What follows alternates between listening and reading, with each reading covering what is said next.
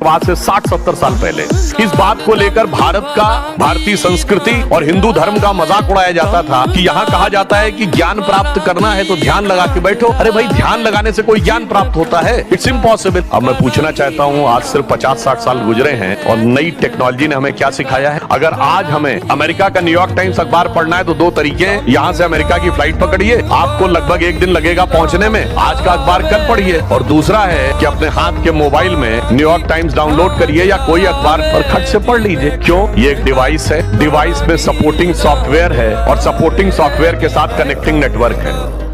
ठीक उसी प्रकार से हमारा शरीर एक डिवाइस है, हमारा अंतःकरण, मन, बुद्धि, चित्त, अहंकार सपोर्टिंग सॉफ्टवेयर है और ये सब नेटवर्क से कनेक्टेड है। जहां संपूर्ण ज्ञान इस आकाश में है, बस हमें उससे संबंध स्थापित करना है और स्वतः ज्ञान की अनुभूति होती है। और यहाँ आपने देखा कि यहाँ उसी प्रकार की साधना होती है। आज से 60-70 साल पहले इस बात को लेकर भारत का, भारतीय संस्कृति और हिंदू धर्म का मजाक उड़ाया जाता था कि यहाँ कहा जाता है कि ज्ञान प्राप्त करना है तो ध्यान लगा के बैठो। अरे भाई, ध्यान लगाने से कोई ज्ञान प्राप्त होता है? It's impossible. अब मैं पूछना चाहता हूँ, आज सिर्फ 50-60 साल गुजरे हैं और नई टेक्नोलॉजी ने हमें क्या सिखाया है? अगर आज हमें अमेरिका का न्यूयॉर्क टाइम्स अखबार पढ़ना है तो दो तरीके हैं। यहाँ से अमेरिका की फ्लाइट पकड़िए, आपको लगभग 1 दिन लगेगा पहुंचने में, आज का अखबार कल पढ़िए। और दूसरा है कि अपने हाथ के मोबाइल में न्यूयॉर्क टाइम्स डाउनलोड करिए या कोई अखबार और खट से पढ़ लीजिए। क्यों? ये एक डिवाइस है, डिवाइस में सपोर्टिंग सॉफ्टवेयर है और सपोर्टिंग सॉफ्टवेयर के साथ कनेक्टिंग नेटवर्क है।